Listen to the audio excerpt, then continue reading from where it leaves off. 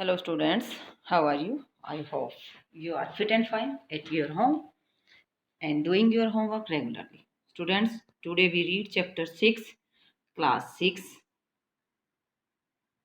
Chapter 6 name is पृथ्वी के प्रमुख सतल रूप।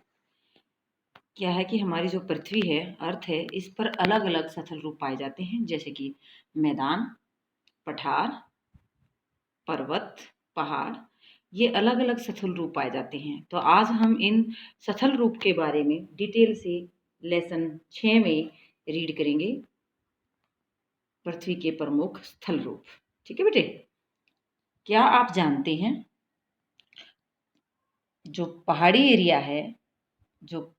एरिया है वह स्थलीय भाग है, सतल का एक भाग है, हमारी अर्थ का एक पार्ट है, जो कि आसपास की भूमि से ऊंचा उठा होता है या आसपास की भूमि से ऊंची उठी होती है। जो पहाड़ी है, पहाड़ी एरिया, जैसे ये हमारा समतल एरिया है, इसका जो ये भाग है, ये हमारे समतल एरिया से ऊपर उठा हुआ भाग है, जिसे हम पहाड़ी एरिया बोलते हैं। 600 मीटर से भी अधिक ऊंचाई और खड़ी ढाल वाली पहाड़ी को पर्वत कहा जाता है। अब ये ध्यान देना बेटा, कितने से ज्यादा हाइट हो जिसकी? 600 मीटर से ज्यादा। 8000 मीटर से ऊंचे कुछ पर्वतों का नाम है, जैसे कि माउंट एवरेस्ट है, कंचनजंगा है। ये जो 8000 से ऊपर की हाइट वाले क्या है, ये पर्वत हैं। तो जो माउंट एवरेस्ट है वो 8848 हाइट है उसकी, 2848 मीटर। ठीक है, अब हम यहाँ स्टार्ट करते हैं। आपने कुछ स्थल रूपों को जरूर देखा होगा जो चित्र 6.1 में दिखाए गए हैं। अभी हम दिखाते हैं ये लेसन स्टार्ट करने से पहले। ये हमारे सतल रूप हैं, अलग अलग स्थल रूप हैं, जैसे कि हमारी अर्थ पर जो जो स्थल रूप पाए जाते हैं। ये सबसे पहले हम पर्वत के बारे में रीड करेंगे। ये पर्वत श्रृंखला, यानी कि जैसे हिमालय पर्वत श्रृंखला है हमारी, जो पर्वत एक दूसरे से जुड़े हुए हैं, ये पर्वत श्रृंखला। ये पहाड़ियाँ हैं छोटी छोटी, ये घाटियाँ हैं, पर्वतों के बीच में जो गहराई वाला स्थान है, ये पठार हैं, ये झीलें हैं, ये मैदानी एरिया है। मैदानी एरिया में जैसे ये रिवर से फ्लो होती है, वही नीचे मैदानी एरिया की होते हुए नीचे समुंदर और महासागरों में मिल जाती। ठीक है, ये देखो सतल संधि है कि जैसे एक ये सतल का पार्ट है और ये सतल का पार्ट है, जो ये हल्का सा पार्ट एक दूसरी दो पार्ट को जोड़ रहा है, उसको हम सतल संधि बोलते हैं।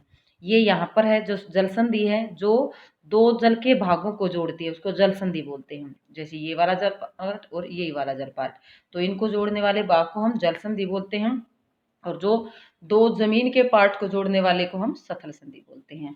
ये जो एरिया है समुद्र के आसपास, ये इसको तटीय स्थान बोलते हैं, तट बोलते हैं। ये जो रिवर के अलग अलग पार्ट बन जाते हैं यहाँ पर आकर समुद्र में मिलने से पहले, ये डेल्टा कहलाता है। ठीक है, तो ये वितरिकाएं हैं जो अलग अलग पार्ट बन जाते हैं किसके? रिवर के। ठीक है, अब ये जो पार्ट है ये समुद्र का है, और जो कुछ बड़े पार्ट है वो महासागर होते हैं। ठीक है, ये हमारे अर्थ के सतल रूप हैं। ठीक है, अब हम इसको लेसन को ध्यान से सुनना है। चित्र 6.1 में हमने जो दिखाए हैं, आप देखेंगे कि पृथ्वी की सतह सभी जगह एक समान नहीं है। ठीक है, पृथ्वी पर अनगिनत प्रकार के स्थल रूप पाए जाते हैं, जो कुछ के बारे में हमने अभी चित्र में देखा है। सतल मंडल के कुछ भाग ऊंचे नीचे और कुछ समतल होते हैं। जो ऊंचे नीचे हैं, ऊंचे वाले पार्ट को हम पहाड़ी बोल सकते हैं, पर्वत बोल सकते हैं। नीचे वाले पार्ट को हम जो गहरे होते हैं घाटी बोल सकते हैं। और कुछ समतल एरिया है, मैदानी एरिया है, जहाँ हम रहते हैं वो हमारा समतल एरिया है। ये सतलपुर जो सतल रूप है वो दो प्रक्रियाओं के परिणाम स्वरूप बनते हैं। दो प्रक्रियाएं होती हैं, दो प्रोसेस हैं, जिसके कारण ये सतल रूप बनते रहते हैं। आपको यह जानकर भी हैरानी होगी, आश्चर्य होगा कि मैदान जिस भाग पर हम खड़े हैं उसमें धीरे धीरे गति हो रही है, लेकिन हमें दिखाई नहीं दे रही, हमें महसूस नहीं हो रही। लेकिन हम जहाँ हैं, अपने घर पर हैं, कहीं मैदान में हैं, जहाँ भी हैं हम, जो हमारी अर्थ है वो घूम रही है। पृथ्वी के अंदर जो लगातार गति होती रहती है, पृथ्वी 2 टाइप्स की गति आपने चैप्टर 2nd 3rd में पढ़ा है। प्रथम या आंतरिक प्रक्रिया के कारण, जो पृथ्वी के अंदर की प्रक्रिया होती है, उसके कारण बहुत से स्थानों पर पृथ्वी की सतह कहीं ऊपर उठ जाती है और कहीं धंस जाती है। इसी कारण जो सतल रूप हैं वो अलग अलग बनते हैं। अब हम यहाँ देखते हैं, जो अंदर के मूवमेंट है, अंदर की गति है, उससे ही हमारा जो कुछ भाग उठा हुआ है, कुछ भाग नीचे धंसा हुआ है। दूसरी जो प्रक्रिया है वो बाह्य प्रक्रिया है। स्थल के लगातार बनने और टूटने की प्रक्रिया है। यानी कि किसी स्थल को कभी, जैसे जो रिवर्स हैं अपने साथ मिट्टी, कंकड़ जो भी लाती हैं उसको बहाकर लाती हैं, और जो समतल एरिया आता है वहाँ पर वो डिपॉजिट कर देती हैं, जमा कर देती हैं। और कई बार भूकंप आने से या लैंडस्लाइड होने से जो ज़मीन है टूटने की प्रक्रिया होती है।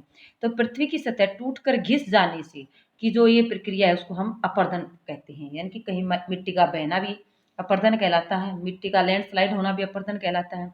अपरदन की क्रिया के द्वारा सतह नीची हो जाती है। यानी कि जो मिट्टी का भाव है वो ज़्यादा मात्रा में बह जाता है तो नीची हो जाती है, तथा निक्षेपण प्रक्रिया के द्वारा इनका फिर से निर्माण हो जाता है। यानी कि जो गहरी जगह स्थान होते हैं, जो गहरी जगह होती है, वहाँ पर जो रिवर्स के द्वारा अपने साथ फ्लो करके बहाकर जो भी मिट्टी, कंकड़, पत्थर लाए जाते हैं वो किसी गहरी जमीन पर, यानी कि जहाँ गड्ढा वगैरह होता है वो धीरे धीरे आप देखेंगे कि भर जाएगा, जिससे दोबारा उस जगह को समतल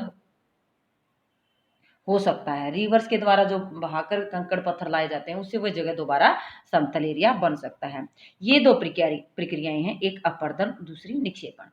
बहते पेयजल के द्वारा होती हैं, वायु के द्वारा, जैसे हवा भी जब तेज गति से हवा चलती है तो रेत या दूसरे कंकड़ उसमें हवा में उड़ सकते हैं, या बर्फ के द्वारा। तो ये तीन चीजें हैं यहाँ पर, बहता हुआ जल, वायु और बर्फ, इनके द्वारा ये प्रक्रियाएं चलती रहती हैं। कौन सी प्रक्रियाएं? अपरदन की और निक्षेपण की। तो यहाँ मेन बात है कि अपरदन क्या है? मिट्टी का बहना।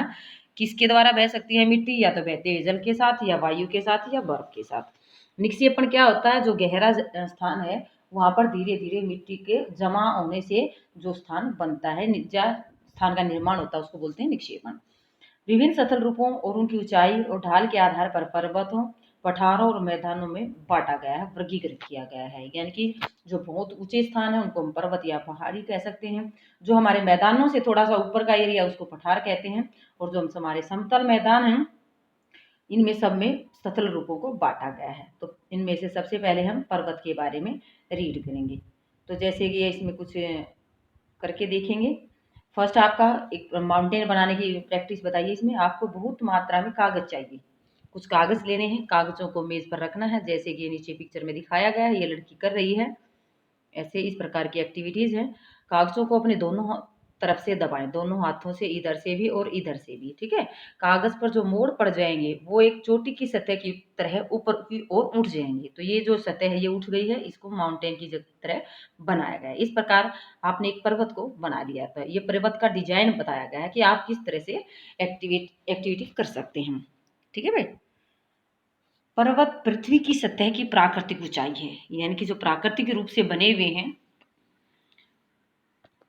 पर्वत कहलाते हैं। पर्वत का शिखर छोटा और आधार चौड़ा होता है। जैसे कि अभी बताया कि जो पर्वत का आधार होता है ये चौड़ा होता है, ब्रॉड होता है, और जो ऊपर का टॉप होता है ये हमारा छोटा होता है, यानी पतला, नैरो होता है, ठीक है। ब्रॉड बेस ब्रॉड होता है और जो टॉप होता है वो नैरो होता है। यह आसपास के क्षेत्र से बहुत ऊंचा होता है, यानी कि जो एरिया आसपास का है उनसे काफ़ी ऊंचा होता है। कुछ पहाड़ बादलों से भी ऊंचे होते हैं। जैसे जैसे आप ऊंचाई पर जाएंगे जलवायु ठंडी होती जाएगी। इंपॉर्टेंट बात यहाँ क्या है कि जैसे जैसे हम ज़्यादा ऊंचाई पे जाएंगे हमारे वायुमंडल में, तो हमारी जो जलवायु है वो ठंडी होती चली जाएगी, ठीक है। कुछ पर्वतों पर हमेशा जमी रहने वाली बर्फ की नदियाँ होती हैं, यानी कि जहाँ ठंड होने के कारण टेम्परेचर ठंडा होगा तो वहाँ क्या होगा कि हमारी जो रिवर्स में वाटर है तो वहाँ हमेशा आइस के रूप में पाया जाता है, बर्फ के रूप में पाया जाता है। उन्हें हम हिमानी कहते हैं, यानी कि आइस बर्फ की जो नदियाँ उनको हम हिमानी बोलते हैं। यहाँ कुछ ऐसे भी पर्वत हैं जो समुद्र के अंदर भी पाए जाते हैं, जिन्हें हम देख नहीं सकते हैं, क्योंकि हमारे जो सी हैं, ओशियन है, वो बहुत ही डीप होते हैं, गहरे होते हैं, और उनके अंदर जो माउंटेन है उनको हम देख नहीं सकते हैं। कठोर जलवायु होने के कारण, यानी कि पर्वतीय क्षेत्रों में बहुत को कम लोग निवास करते हैं, यानी कि वहाँ ज़्यादा ठंड होने के कारण बहुत कम मात्रा में लोग वहाँ रह सकते हैं, रह पाते हैं। वहाँ का धरातल खड़ी ढाल वाला होता है, कृषि योग्य भूमि की कमी होती है, यानी कि ज़्यादा ढलान होने के कारण हम पहाड़ी एरिया पर एक तो रहते ही कम है, दूसरा खेती ही कम कर पाते हैं। जहाँ थोड़ा बहुत समतल एरिया होगा, थोड़े कम ढलान वाला एरिया होगा, वहाँ पर ये खेती करने में हम सक्षम हो सकते हैं, ठीक है। पर्वत रेखा एक क्रम में व्यवस्थित हो सकते हैं, यानी कि एक दो माउंटेन है तो ये माउंटेन कहेंगे। अगर ज़्यादा मात्रा में ऐसे माउंटेन इकट्ठे हैं तो इसको हम पर्वत श्रृंखला कहेंगे, या पहाड़ों की एक श्रृंखला एक साथ ज़्यादा मात्रा में पहाड़ों का होना, उसको हम श्रृंखला कह सकते हैं। जैसे अब ये दिखाई गई है कि हमारी जो पृथ्वी है उसकी जो फर्स्ट लेयर है भूपर्पल्टी है, ऊपर वाली जो परत है उसमें इस प्रकार जो माउंटेन की शेप होती है उसको वलित पर्वत बोलते हैं। ये दूसरा हमारे हिमालय की शेप बताई गई है, जो हिमालय की शेप है वो कैसी हमारे वलित है, ठीक है, वलित पर्वत कहा जाता है हिमालय को। बहुत से पर्वतीय तंत्र समानांतर श्रृंखलाओं के क्रम में होते हैं, यानी कि जो कई पर्वत होते हैं काफ़ी श्रृंखलाएं उनकी आपस में जुड़ी होती हैं, जो सैकड़ों किलोमीटर फैली होती हैं, काफ़ी दूरी तक फैली होती हैं। हिमालय है, अल्पस है, एंडीज है, ये एग्जाम्पल हैं एशिया, यूरोप और दक्षिण अफ्रीका की पर्वत श्रृंखलाएं हैं। जैसे हिमालय है वो किसकी है, एशिया की है, और एंडीज है ये दक्षिण अमेरिका की है, आल्पस है ये यूरोप की है, ठीक है। तो ये बहुत सारी जो पर्वत श्रृंखलाएं हैं जो काफ़ी लंबे दूर दूरी तक फैली हुई हैं।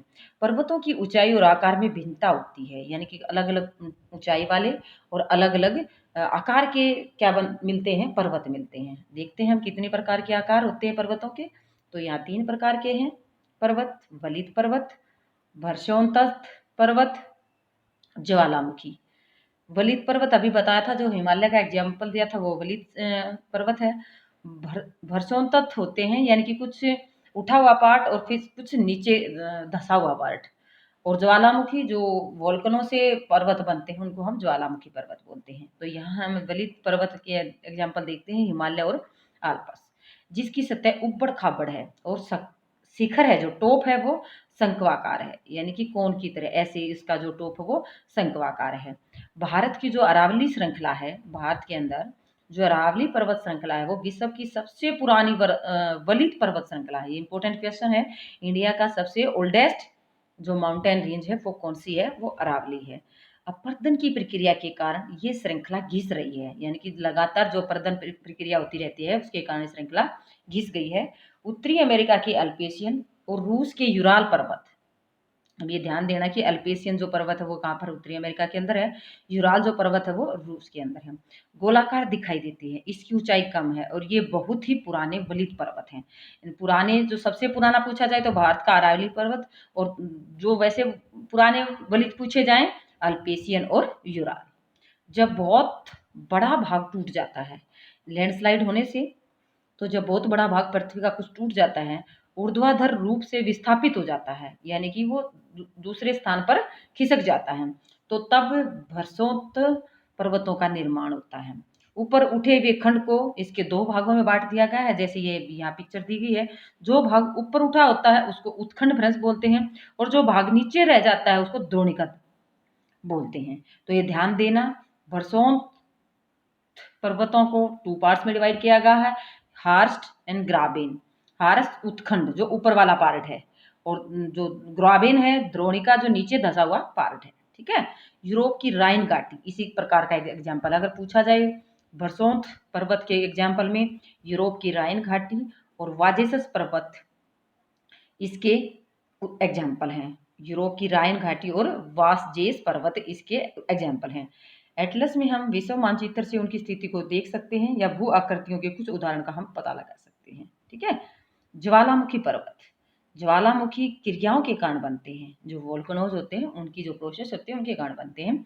अफ्रीका का माउंट किलिमंजारो एंड जापान का फ्यूजीनामा इस तरह के पर्वतों का एग्जाम्पल। तो ये यहाँ एग्जाम्पल जो दिए गए हैं वो बहुत ही इंपॉर्टेंट है, कि जो ज्वालामुखी पर्वत है वो अफ्रीका के अंदर माउंट किलिमंजारो, जापान के अंदर फ्यूजीनामा। पर्वत बहुत ही यूजफुल होते हैं हमारे लिए, कैसे होते हैं, क्यों होते हैं, ये हम देखेंगे।